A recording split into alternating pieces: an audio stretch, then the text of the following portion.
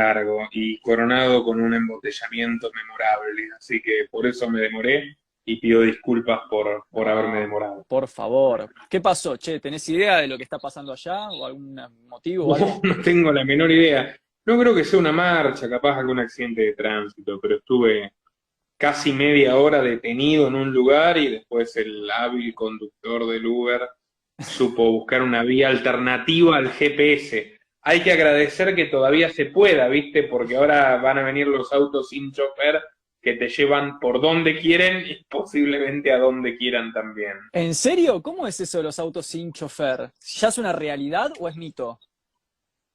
No, claro que es una realidad, es un chiste hasta cierto punto, Ajá. lo de que te lleven a donde quieran ellos, pero que se puede, se puede. Por Ujú. ejemplo, hoy en Silicon Valley, en la sede de Google, vos tenés 100% funcionamiento de autos sin chofer, también tenés los experimentos de Tesla, de Elon Musk, total, es muy generoso el bolsillo de los contribuyentes estadounidenses, entre los cuales sufrida e involuntariamente me incluyo, ¿Vos y el decís que señor esto Musk es con puede hacer capital muchas cosas. público? ¿Con capitales públicos? ¿Eso es lo que estás diciendo? Sí, de hecho, si alguien tiene ganas de repasar lo de Elon Musk bien cortito en 10 minutos, me invitó a la televisión mexicana, La Octava, que es un canal de tele nacional de México. Este es el último video publicado en mi canal. En 12 minutos hago la cronología de cómo todas las empresas de Elon Musk se han sostenido con subvenciones y privilegios gubernamentales, muchas veces en detrimento de los derechos de las personas. Mira, mira. Sabés que acá me parece re interesante esto, y vamos entrando en el hueso, Nico, porque vos hablás y mi cabeza genera preguntas, es así la dialéctica que hay acá. Es muy interesante, hay un texto de Chomsky que se llama El bien común, que es muy loco, porque Chomsky es un anarcosindicalista, digamos, no está alineado directamente con una posición liberal, pero dice lo mismo que vos.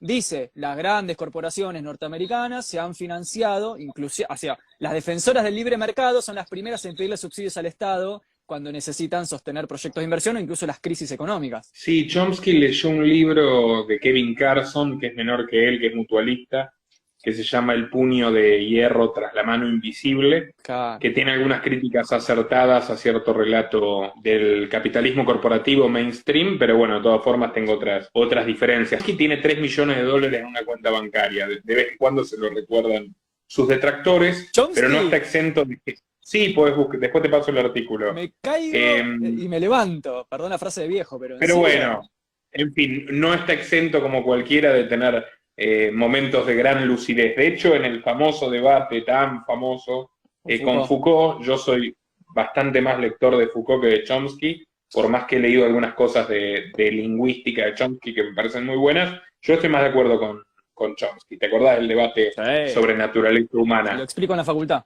Otra cosa que me gusta de Chomsky, por ir agarrando piecitas, es la crítica que tiene al sionismo y a lo que hace el Estado de Israel con los palestinos, trazando la correcta analogía de lo que Pará, hacían los nazis pará con los porque judíos. sos una máquina, chabón, pará porque necesito ordenar, porque es como, yo te tengo a vos y siento que hay que exprimirte y sacarte jugo, porque sos una máquina. Para la gente que se está sumando y que quizás no es de la disciplina como nosotros. Primera cuestión, vos sos un liberal, pero te jactás de ser un liberal el posta, el auténtico, el verdadero liberalismo. ¿Qué sería eso? Perdóname la chabacanería, pero ¿qué sería eso en versus lo que hoy se vende como liberalismo? Perdóname la pregunta, ¿eh? Yo soy un liberal, ¿no? O sea, creo que actualmente hay abundan muchas falsificaciones, lo cual ha hecho mucho daño a nuestro movimiento.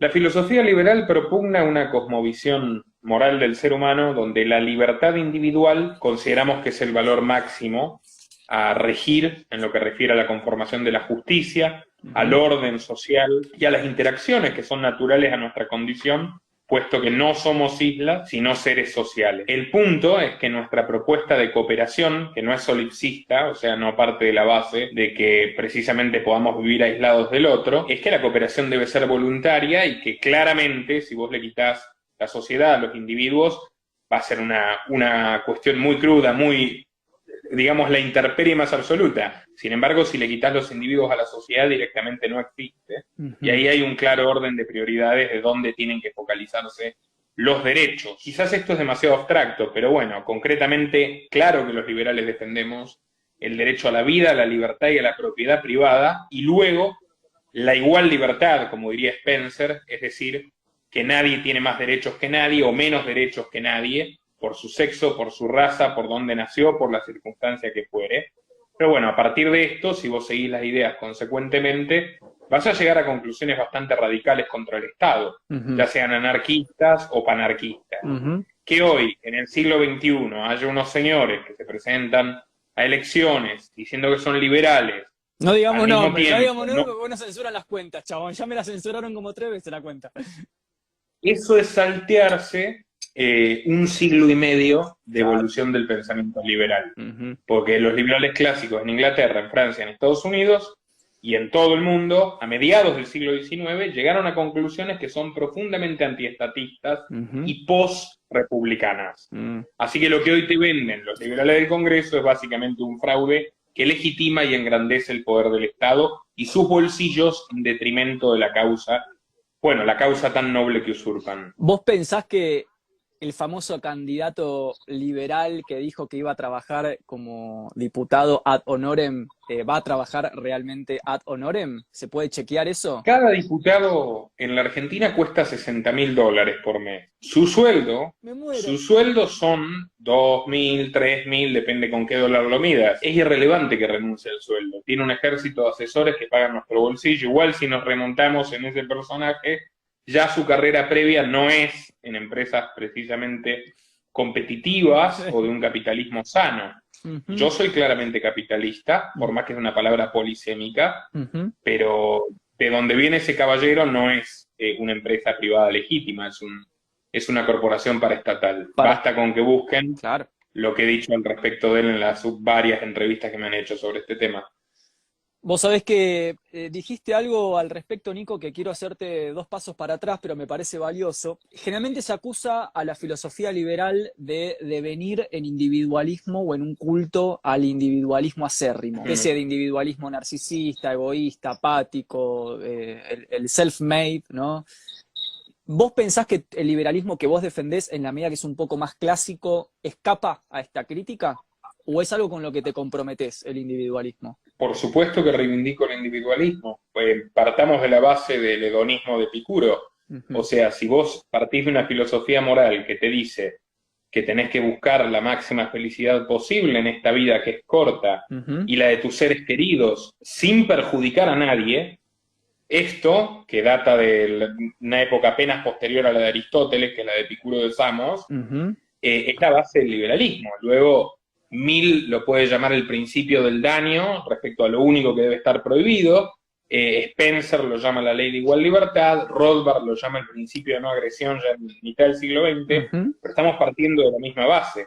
¿Qué tiene de malo acaso ser individualista? O sea, no tiene nada de malo. Vos estás planteando tu individualidad sin el perjuicio de los derechos o las lesiones de los derechos del otro, y una coexistencia completamente pacífica. Y por otro lado, todos los sentimientos de afinidad o de empatía surgen del individuo, no surgen del colectivo. O sea, como decía Bastiat, además, la solidaridad es espontánea. Decretarla es aniquilarla.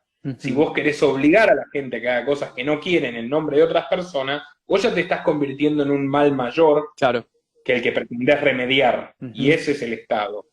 Quizás... Y eso también es en el socialismo, en sus inmensas y diversas expresiones. Vos sabés que tengo ahí como una idea, ¿no? Me acuerdo, no sé, de los textos de Hannah Arendt o de Edith Stein, hablando de la empatía o de la solidaridad como un fenómeno políticamente necesario, indispensable, no forzado. De hecho, Hannah Arendt tenía bastante afinidad con la tradición liberal, pero tampoco voluntario, como si tuviera que haber un sistema cultural que nos eduque para que espontáneamente desarrollemos lazos de empatía, de solidaridad. No digo que lo forcemos con el Estado, pero ¿no pensás que podría ser parte de lo educativo, quizás del proyecto educativo de una comunidad, el favorecer cosas como ideas propias como la empatía o la solidaridad, la comunidad? ¿Cómo lo pensás? Y no sé, es difícil establecer un límite entre fomentar e imponer, porque si no es voluntario es impuesto. Ujú, Son categorías bastante absolutas, sin tantos matices en el medio. En ujú. cambio, si vos decís promover, bueno, en todo caso yo creo en la educación libre, no creo en un proyecto centralista. Claro, No creo que la educación sea la misma para todos los individuos, todas sus necesidades. No, comparto. además también creo que hay hombres buenos y malos. Ujú, Creo que hay una cuota del carácter que probablemente pueda decirse innata, otra que es completamente constructiva y tiene que ver con la interacción, ujú, pero definitivamente eso de difundir masivamente la solidaridad, si no nace, no lo veo para nada positivo, aunque sí ujú, creo en la solidaridad profundamente y creo que la mejor forma de ujú. desarrollarla es a través de la libertad. Era- Hannah Arendt, concretamente, y lo corto rápido con ujú, esto, al igual que Popper, son un perfil de intelectuales muy contradictorios en materia política. ujú, ujú. Sí, Popper era un buen epistemólogo en todo caso, claro. pero que surgen después del nazismo, con ideas que son muy contradictorias con la libertad que ellos mismos dicen defender. Ujú, Arendt, si no recuerdo mal, adhería a la paradoja de Popper. ¿Cuál es la paradoja de Popper? La paradoja de Popper es que no hay que tolerar a los intolerantes. ujú, O sea, que habría que, por ejemplo, perseguir o prohibir al comunismo y al nazismo. ujú, Pero si vos empleas medios coercitivos para perseguir o prohibir las ideologías extremas, te has convertido literalmente en lo que combatías, en un tirano. ujú. Y Popper abiertamente toma partido por la limitación de esas posturas, al mismo tiempo que, al igual que Arendt, toma partido por un modelo de imperialismo que tiene un discurso democrático, pero que Ujú, cometió los mismos crímenes que los nazis y que Stalin, ujú. que es el eje Gran Bretaña y Estados Unidos. Y si uno estudia los verdaderos liberales históricos norteamericanos e ingleses, va a ver allí la mayor fuente de antiimperialismo que exista en el pensamiento occidental. Sabés que en línea con esto, Nico, la vez pasada estaba dando una clase en la facultad para un, o sea, digamos vamos a decirlo así, para un grupo, ¿no? Y les estaba dando textos de filosofía política de la modernidad, del surgimiento de la filosofía política. Y les di parte, o sea, les doy todo, entre ellos parte de los textos clásicos del liberalismo, incluso hasta Tocqueville, por ejemplo, ¿no? Y vos, digamos, yo no soy una persona liberal, dura, porque soy más comunitarista, soy quizás un poco más, tengo ahí una inclinación entre Hegel y un poco de cosas del liberalismo igualitarista, pero tampoco soy un anti, digamos, liberal, ¿no? Y vos es que lo leíamos a los liberales clásicos, y vos hoy lees a un liberal clásico y le dirían zurdo, básicamente. Porque tiene una visión profundamente humanitaria. O sea, por ejemplo, la idea de Locke de vos podés tener propiedad privada que puedas usar, no podés acumular propiedad ociosa, por ejemplo. O si el gobierno no cumple con el pacto social, el pueblo lo puede sacar. Esta idea de devolverle incluso a la comunidad liberal el carácter El contestatario. derecho de la rebelión. Exactamente, y vos una vez hicimos una entrevista en radio, vos y yo, que estuvo muy linda, que tocaste ese tema, y me parece muy importante que hagas esta distinción entre el liberalismo clásico y el liberalismo que hoy se vende mainstream. Sí, de todas formas, la gran ironía es que, y esto es una anacronía, es un vicio temporal, dicen que son liberales clásicos, no, Claro, no lo son. no lo Los son. liberales clásicos tienen otras premisas. Igual Locke tiene sus puntos también, ¿eh? O sea, hay que tomar Todos. en cuenta que son los autores del 18, en el caso de Del Locke del 17 17, claro. y del 18, viste, tienen sus contradicciones. En el caso de Locke, por ejemplo, Ujú, tiene un tratado de la tolerancia religiosa donde dice que hay que tolerar a los dissenters, o sea, ujú. a las expresiones protestantes minoritarias que no comulgan con la iglesia anglicana, y a los judíos, pero a los católicos no. De hecho, Claro. dice esas víboras que esparcen sus venenos, hay que castigarlos con severidad ejemplar. Bueno, otro escolástico preliberal, un español, Juan de Mariana, decía lo mismo, pero contra los protestantes. Claro. En cambio, Voltaire, ya en el 18, a mí me gusta mucho más la vida y la obra de Voltaire, que es Ujú, un gran liberal, que de hecho tiene un elogio al lujo, una defensa de la propiedad y una defensa de la desigualdad natural entre los hombres, ujú, muy importante también. ujú, Y Voltaire dice en su Tratado de la Tolerancia que la libertad es para todos o no es para nadie, y ese sí que fue perseguido por todos. Fue ujú. perseguido por la Iglesia Católica en Francia, por la luterana en su paso por la corte de Federico el Grande en Prusia. Bueno, eternamente perseguido Voltaire, pero ese trabajo sí es mucho más representativo del liberalismo clásico. Los autores que más me gustan son del siglo XIX, y ahí es donde hay una inflexión, donde se lleva a la máxima coherencia los postulados del liberalismo clásico, y la conclusión es, bueno, no sirvió ni la división de poderes, ni la representatividad, ni la democracia republicana. Total. Por lo tanto, tenemos que buscar otra cosa, y ahí es cuando surge un liberalismo más anarquista o panarquista, pero que es algo totalmente diferente a lo que vemos hoy en la televisión. Totalmente. Nico, ahora te voy a llevar un poquito a preguntas más actuales y más del orden de lo internacional. El otro día te escuché decir algo muy interesante con respecto a cómo se concibe hoy el Estado-Nación y esta disputa entre un supuesto conservadurismo y un progresismo que parecería estar encubriendo otra estructura de lucha. Pero previamente a eso, no quería tirar esta pastillita breve.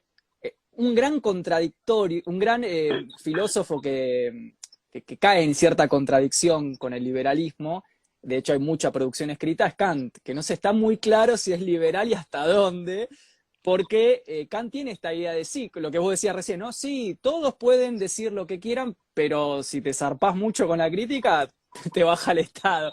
Es como... hubo estos autores que embriagaron a la mitad, ¿no? Y yo te quería preguntar... Ambiguos. Y te quería preguntar acá, en este marco, ¿no pensás que si uno es muy radical con la idea de la libertad de expresión para todo el mundo por igual, podría pasar que ciertas batallas se la queden los más poderosos, por ejemplo, los que tienen los medios de comunicación y por lo tanto su libertad de expresión es más masiva y más impactante que la de un grupito de estudiantes de un colegio público del interior? O sea, ¿no pensás que una libertad radicalizada para todas las personas desdibujaría o en algún punto invisibilizaría las relaciones de poder que traccionan detrás de la sociedad? Thomas Paine, ya que estábamos con los liberales del siglo XVIII, decía: la verdad, la fuerza de la verdad es tan irresistible que solo necesita libertad para mostrarse. Alguien que lo llevó a la práctica, porque ten en cuenta que siendo un modesto imprentero de origen humilde, él es el padre intelectual de la libertad americana, y con libertad americana me refiero desde Estados Unidos hasta Tierra del Fuego. Todos nuestros grandes hombres, Miranda, Moreno, son todos estudiantes de Paine. Su obra El sentido común es el ensayo más leído del siglo XVIII, porque se empeñó su fortuna en extender esas ideas, y pese a la censura y a la persecución, vaya que le hicieron caso, que toda América puso de rodillas al Imperio Británico y al Imperio Español. Dicho esto, es muy claro en la actualidad que la masividad no es suficiente para sostener una mentira, por eso emplean la censura. Fíjate YouTube, hay un sindicato de youtubers progresistas llorando porque nadie los ve y que piden que les den una serie de privilegios, incluso poder tener decisión en el algoritmo, mientras gente como yo, que voy de strike en strike, pese a todo, voy a tener 400.000 suscriptores dentro de poco y no soy no estandarizo el lenguaje al extremo, no simplifico, no subestimo a mi público. Lo que quiero decir es lo siguiente: pese a la censura y a las piñas que me comí, vos también, incluso vos te comiste una directamente por entrevistarme y hablar de ciertos temas prohibidos, la gente elige eso. Claro. Elige eso, pese a un adoctrinamiento escolar, pese a un bombardeo mediático, elige el pensamiento crítico, las tesis alternativas a muchas cuestiones. Entonces por eso borran y censuran. El gran problema es la censura desde mi punto de vista. Fíjate que los grandes medios tienen millones, Pauta Oficial, pertenecen a grandes holding corporativos, ya nadie los lee, todos los diarios en crisis, todas las teles en crisis. Totalmente. Es impresionante. Dependen directamente de que les inyecten plata y por eso cada vez se disocian más de la audiencia y se alimenta el fenómeno de gente que te busca a vos, o que me busca a mí, que busca otra cosa que no aparece en esos medios mainstream. Todo esto es un punto a favor de la libertad de expresión absoluta. Bien, me gusta, Nico. Comparto esto, ¿no? Como esta idea que la verdad se impone por sí misma, como que no habría forma de detenerla. Nico... Sí, y además mira, te digo algo, te pongo el ejemplo más drástico, los nazis. O sea, yo veo chicos que van a consumir literatura nazi, literalmente, porque está prohibida en Europa. Entonces les genera un gran interés y dicen, si esto está prohibido por algo será, están tan mal las cosas. Si no, flaco, es un delirio lo que está planteando Hitler en Raza y Destino. Es algo nefasto e inmoral, pero prohibirlo también es nefasto e inmoral. ¿Viste? Es todo un tema. Yo no creo que haya que prohibir absolutamente nada en materia de cultura y de expresión. Vos incluso tenés, para educarte, vos lo sabés perfecto, sos un gran lector, Vos tenés que leer a tu enemigo, tenés que leer al que no coincide con vos. Absolutamente. Necesariamente. Ujú, No lo conocés sino. ujú. O sea, no tenés idea del nazismo si no leíste a los autores nazis. Total, Es así. totalmente. Y una mínima postilla, decías que Kant recibía múltiples interpretaciones. Hegel también, Sí, porque quien lo bueno, lea rigurosamente difícilmente pueda defender la teoría de la lucha de clases. sí. El fin de la dialéctica es la concordia. Ujú, totalmente. Bueno, a Hegel se lo ha tildado de progresista y conservador, las dos cosas. Y eh, tenías a Stirner, que era un hegeliano de sí, derecha, y a y a esos Marx. dos señoritos, Sí, sí, como decía totalmente. Bakunin, ¿no? Marx y Engels Marx y también. Engels. Nico, te quiero, a mí me apasiona la filosofía política, me especializo en eso, pero sé que a la gente también le interesan otras preguntas y sé que tu tiempo está contado y que me hiciste un gran favor por aceptar la invitación hoy. Así que Un gusto para mí. te quiero meter un poco en la crema actual. Antes que nada, ¿cuál es tu relación con lo que te he escuchado llamar progresismo o liberprogresismo? ¿Qué distinción haces ahí y qué opinas de estas tendencias y por qué te posicionas como te posicionas? Por ejemplo, no sé, digo, teoría de género, marxismo cultural, las tendencias eco-green, todo lo que viene de capitalismo verde. ¿Qué pensás de personas como Greta Thunberg? Digo, ¿qué pensás de estas corrientes y por qué pensás lo que pensás? Yo trato de ser conciso, pero son preguntas Es abarcativas. verdad, yo quiero decir, Eh, entre paréntesis, para la gente que está acá, yo antes de vivo le dije a Nico, Nico, por favor respondamos breve, así te puedo hacer muchas preguntas, pero me hago cargo de que te estoy haciendo preguntones, boludo, preguntones. Mira, yo nunca digo liberprogre, de hecho a mí la derecha pseudoliberal me suele llamar liberprogre, Ujú, pues yo mantengo la línea coherente del liberalismo en cuanto a que los homosexuales tienen los mismos derechos que nosotros y eso implica formar familia. Eso implica que al menos en las primeras semanas, cuando no hay un desarrollo del sistema nervioso central, yo soy partidario de la despenalización del aborto, yo soy un defensor enérgico de toda la vida y de hecho te podría decir que es una de mis áreas de expertise de la libertad de drogas, que durante el 98% de la humanidad fueron libres y solo hubo problemas en los 3 experimentos prohibicionistas, incluido el actual, ¿Qué de la drogas? libre inmigración. ¿Para qué, qué? ¿De qué estamos hablando? Yo te estoy diciendo por qué yo no hablo contra los liberprogres y Ah, me dicen ahí va, liberprogre. ahí va. De la libre inmigración, porque si Ajá. no, solo queda en palabras, lo de que todos los hombres somos iguales Obvio. frente a la ley, Ujú, etcétera. Bueno, entonces ahí tenés, porque a mí me, pero al mismo tiempo tenés el progresismo mainstream, que es la ideología dominante y la de las élites, que no es la libertad de la mujer, sino la victimización y el privilegio, lo cual conduce, cuando se institucionaliza, a lo que pasó con Lucio, ujú, a invertir la discriminación. La discriminación positiva es tan nefasta ujú, como la discriminación primigenia. Cuando vos empezás a darle más valor a la palabra de la mujer porque es mujer, o a la palabra del homosexual porque lo es, en detrimento de la otra parte, ya no te importa en absoluto la veracidad de los hechos, ni tampoco si hay en peligro a alguien más débil e indefenso como un niño. ujú, Pongo este ejemplo porque me parece que es el ejemplo más ilustrativo que hay sobre la materia de la ideología de género y la perspectiva de género judicial, algo que han aceptado todos los estados. En Río Negro se consideran pioneros, por eso en Bariloche tenés 4.000 denuncias, llegó a haber en un año ujú, de violencia doméstica, porque solo es llamar y ya está, tenés tu cautelar y tu exclusión del hogar a quien sea. ¿Sabes cuántas terminan en sentencia firme? ujú. No, desconozco. 16 Mira. de 4.000. O sea, quien puede presentar pruebas para llegar a una sentencia, 16 de 4.000. Ujú, Entonces ya es una herramienta extorsiva para divorcio y un montón de cosas más. mm, Y pueden llegar a terminar muy mal las cosas, como el caso del pobre niño de La Pampa. Bueno, ese feminismo supremacista tiene su argumento, yo siempre lo digo, el divide et impera de Maquiavelo, el negocio que hay en que el Estado y distintos ujú, grupos dominantes logren posicionarse como santos patronos de la mujer.